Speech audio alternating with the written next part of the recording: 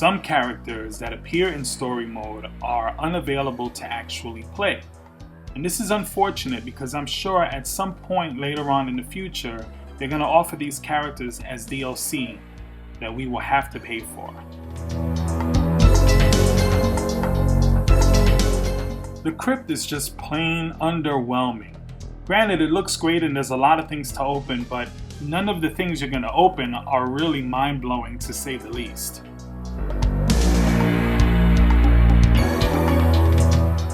So now we have a huge open world crypt mode that has tons of things to open, and guess what? You can just pay a couple of bucks and have everything open automatically.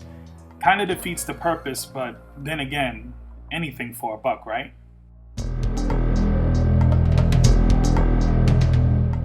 While the character variations was a pretty good idea and it's not all that bad, I just wish that they would have spent a little bit more time to actually balance it out more. The main idea behind character variations was to give certain characters that may have deficiencies against, let's say, zoners, to have several options and tools for them to get around that. Unfortunately, the character variation system wasn't as balanced as it could have been.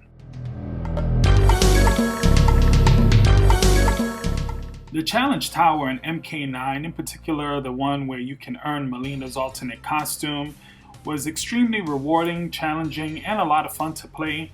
The challenge tower in MKX doesn't quite deliver the same experience. Although there are more variations to it, it just doesn't have the same impact that the challenge tower had in Mortal Kombat 9, nor does it have the incentive that Mortal Kombat 9 had. The Mortal Kombat series has always had fantastic music, just perfect to always get you hype and ready for a match. MK9 was no exception. Other fighting games like Street Fighter and Killer Instinct also deliver great on the music. It's unfortunate here that MKX doesn't really have anything memorable. The music just kind of sits there in the background. It doesn't really stand out in my opinion, but then again, you could be watching this video and find that the music in MKX is incredible. Of course, this is just really a matter of opinion.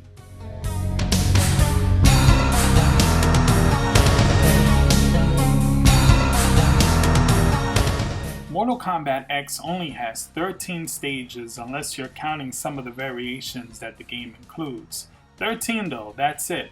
I can't remember the last time a fighting game of this magnitude had so few stages. It's unfortunate because in the Mortal Kombat series, that's always one of the things I look forward to the most, is seeing the new stages. The stages that we do have, they're nice looking, very pretty, no doubt, but we just don't have enough of them.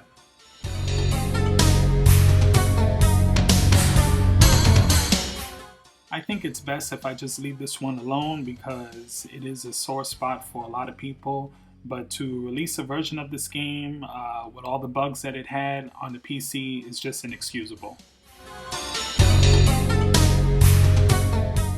Unfortunately, there are gameplay issues with Mortal Kombat, too many of them to name in this video, but just a couple of things that I wish they would have improved. The first thing being teching throws.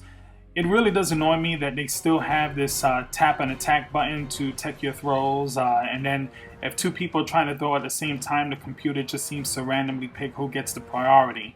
That's a bit of an issue. The second one is there's no invincibility on most wake-up attacks, so it kind of just keeps the game where if you just have to pretty much sit in the corner and block and hope that your opponent makes a mistake. You see this pretty much in the tournaments where one player is dominating when he gets the other one in the corner and the only thing that they can do is really block. It's unfortunate because it is kind of frustrating, especially when you try to take the game online.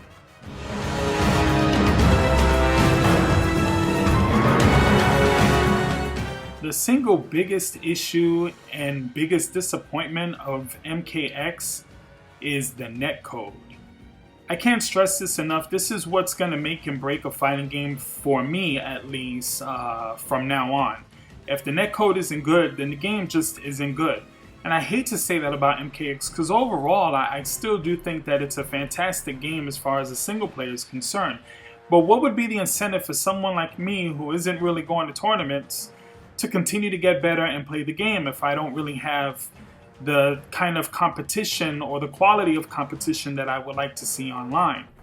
This is the big problem. You have games like Killer Instinct. You have games like even Street Fighter V now, which they're obviously trying to do the betas to get the netcode and the online on par with games like Killer Instinct. It's unfortunate that they have to pretty much use the same kind of netcode that they had for MKX and Injustice and kind of copy and paste that onto this new version. I was expecting a lot more, and unfortunately it does really break the game for me, especially considering my number 2 reason, which there are some gameplay issues. The game really relies heavily on 50-50s, and if you have any kind of input delay or lag, it just kind of destroys your ability to defend yourself online. I look at fighting games similar to how you would have, let's say, a first-person shooter like Call of Duty, where the single player may be great, you may have a lot of fun playing it, but if it doesn't work online, then the game just doesn't work. Let's take Battlefield for instance. They had a lot of problems online, and it just wasn't worth it for a lot of people. Unfortunately, Mortal Kombat is the Battlefield 4 of fighting games.